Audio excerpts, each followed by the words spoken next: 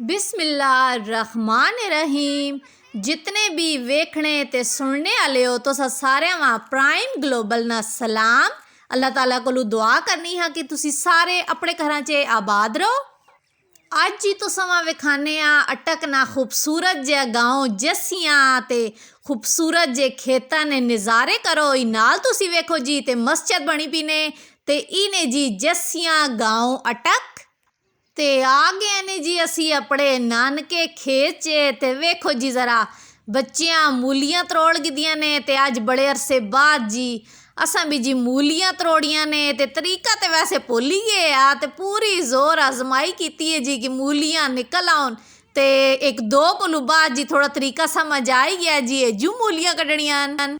ते मूली जी त्रोड़ने मारे तो समा जोर आजमाई बिल्कुल भी नहीं करनी है। बस आराम नाल उसा प्यार नाल थोड़ा सज्जे ते थोड़ा खब्बे मरोड़ा दो तू जी आपे निकल आसी ते इता को जी मेरे को भी जी मूली त्रुट गई लेकिन दुई बार समझ आई है तो हुण वेखो जी बड़ी खूबसूरत जी मूली निकल के आई ने ते बच्चियां जी पा दिता रोला के मम्मी जी आपे मूलियां कढ़नी पई ते हुण असी कड्डा ते ई वेखो जी मुस्तजाब जी बड़े मजे नाल इस भी मूली कढ़ गिदी ने। बच्चियां ने अज जी पहली दफा ही इन्हां जरा खेतां च आपे मूलियां कढ़ियां ते हुण जी जोर आजमाई करनी पी ने मुस्तबशरा ते तको जी सही करके ना उसा लगी ते पई है ते इंशाल्लाह छिकी गिनसी जी उस मूलियां ते वीडियो आवे जी तुसां पसंद ते लाइक शेयर ते सब्सक्राइब कर छोड़ा करो ते ई वेखो जी काढ़ी गिदी ने मुस्तबशा मूली ते पूरी साबत मूली निकल आई ने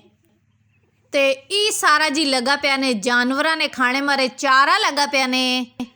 आज जी तो समा नज़ारे करवाए ने जस्सियां अटक ने। आज तक मारे इतना ही वत मिलसा जी किसी नवी जगह नाल।